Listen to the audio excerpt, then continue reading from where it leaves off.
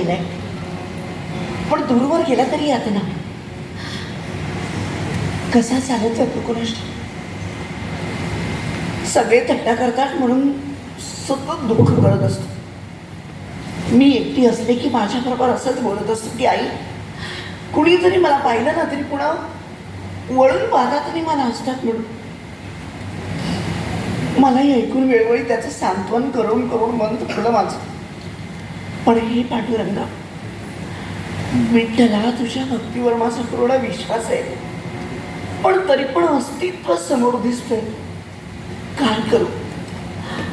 जसा माझ्या उदरी होता तसं जन्माला आलं. नात्याला असतं काही नाटका झाल्या ना की भीती वाटते की कुठे राहिलाय, कारण उपाशी राहणार.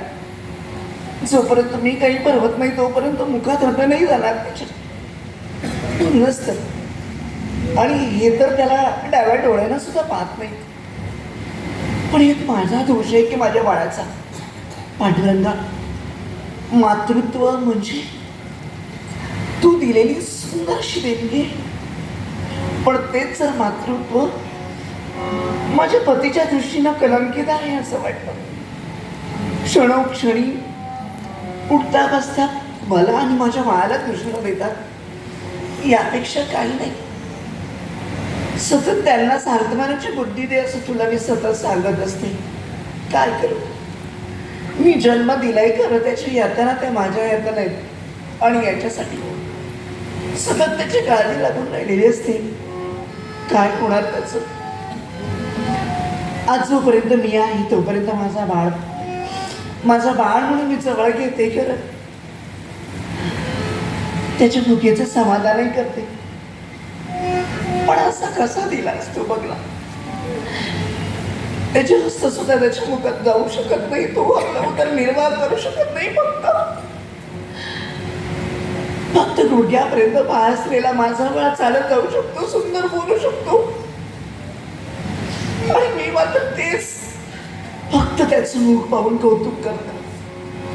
मला फक्त एकटीला त्याचं कौतुक आहे, आजूबाजूला कुणालाही त्याचं कौतुक नाही. हे माझ्या नशिबी, माझ्या बाळाच्या नशिबी तू का दिलंस कळत नाही मला. देवा, असा काहीतरी चमत्कार दाखव जेणेकरून यांच्या मतात परिवर्तन होईल. आपला बाळ म्हणतील त्याला खूप बरं वाटेल, जेणेकरून आपली पितृदेवता तिची छाया सुंदरपणे आपल्यावर आली असं त्याला वाटेल. असं काहीतरी यांची बुद्धीत बदल करतोय. कारण क्षणोक्षणी हे दारिद्र्य समोर आणलेच, पण त्यापेक्षा या यातना यांच्या बोलण्याच्या होतात. मला कुणालाही माहिती नसतं की आपल्या उदरी जन्माला येणारा बाळ कसा ऐकतो, आणि त्यात माझा दोष काय आहे. ज्या वेळीपासून माझ्या बाळाची सावण माझ्या उदरी लागली ना, त्या क्षणापासून एवढा आनंद आणि तुझ्या नामस्मरणाशिवाय काही नाही. आणि त्यामुळे फक्त एकच क्षणभर समाधान आहे. ते कोणतं माहिती का? तुझी भक्ती, तुझं नामस्मरण त्याच्या मुखात असतं सतत. देवा, पांडुरंगा, विठ्ठला, यापेक्षा त्याला काही कधी सुचत नाही. हा वारकरी केलेलं तरी पण त्याचं उदर कसं धडधडतं. आणि जोपर्यंत तो टाळ मृदुंगाचा गजर त्याच्या कानी ऐकू येतो ना, तोपर्यंत तरी दूरपर्यंत तरी कान देऊन ऐकत राहतो. म्हणजे तुझ्या भक्तीची ओढ आहे त्याला. पण देवा, माझा बाळ वयात आला असून सुद्धा इतरांप्रमाणे माझं बाळ नाही या जगात वागू शकत.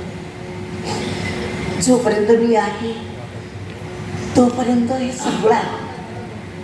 पण याच्यानंतर काय होणार माझ्या बाळाचं? कधी कधी मी बोलायला गेले की का कुणाष्ट घसा माझा कोरडा पडतो. अंतरात काहीतरी घुसमटल्यासारखं वाटतं आणि कधी कधी श्वासही माझा जडवतो. हे कधी कधी झालं ना की मला माझी भीती वाटते. माझ्या बाळाचं काय, त्याचं भवितव्य काय असेल?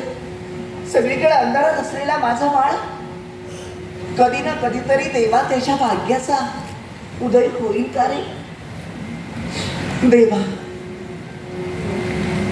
आतापर्यंत तुझ्या नामस्मरणानं अनेक प्राण्यांचा विश्वास आहे. म्हणूनच तरी हे पांडुरंगा, अरे कुठूनही कशी जरी भक्ती केली तरी पण ती तुझ्यापर्यंत येते. फक्त नामस्मरण शुद्ध हवं. मी माझ्या बाळाला हे शिकवले. हे संस्कार आहेत माझे की बाळ त्याचे अनेक प्रश्न मनाला वेदना देत होत्या. अशाच वेळी एकदा त्याने विचारलं मला की आई, अगं इतर पांडुरंगाची भक्ती करतात ना, ती त्याच्या चरणावर फुलं वाहून हात जोडून डोळे मिटून, मी तर त्यातलं काहीच करू शकत ना, त्याच्या चरणावर पुष्प वाहू शकत. मग मी नुसतं नामस्मरणाला. हो, मी त्याला सांगितलंय ते ना की तुझ्या नुसतं नामस्मरण, अरे नामस्मरण रूपी पुष्प तुझ्या त्या देवाच्या चरणावर जातील. तुझी शुद्ध भावनेनं अंतःकरणानं देवाचं नामस्मरण कर. अर्धवट त्याच्या मनाचं समाधान झालं. अनेक प्रश्न हृदयाला घाव देऊन जातात खरं, पण तरी पण माझा बाळ, मी त्याची आई, हीच ओढ, हीच माया पूर्ण सद्भाव.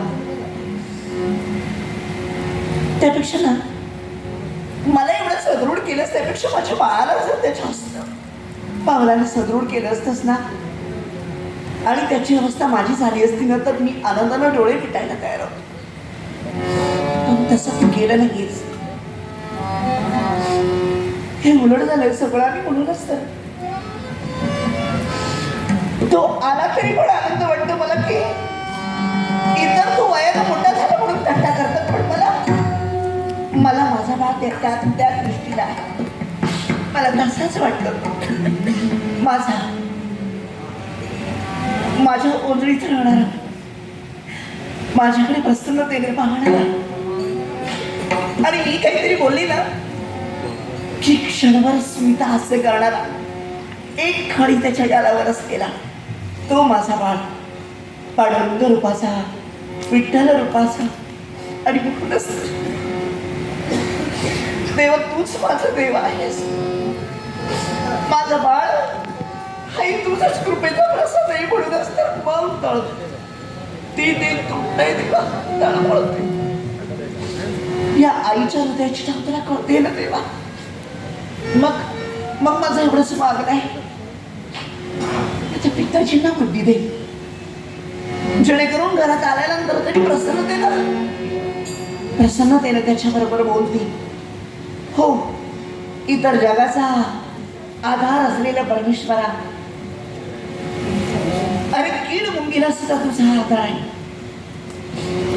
तुझ्या नामस्मरणात हे अंतरी निर्माण होतो. म्हणूनच तर देवा, माझ्या सौभाग्याला बुद्धी दे. माझ्या बाळाचं मनोबल एवढं सुंदर करणं की त्याचा कांगळेपणा तुझ्या लक्षातही आला नाही पाहिजे. असा प्रकार आशीर्वाद करशील ना रे देवा. एवढं हे माझं मागणं मान्य करशील ना देवा. तुझा कृपा प्रसाद माझ्या बाळावर ठेवशील ना रे देवा. मी तुझं मनोभावे नामस्मरण करते.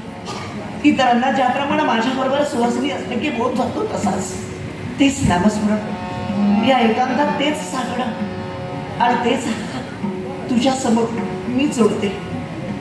तुझ्या कृपेचा प्रसाद दाखव. हो, तुझ्या कृपेचा प्रसाद दाखव. तू बुद्धी दे, तू तेज दे, नभ चेतना विश्वा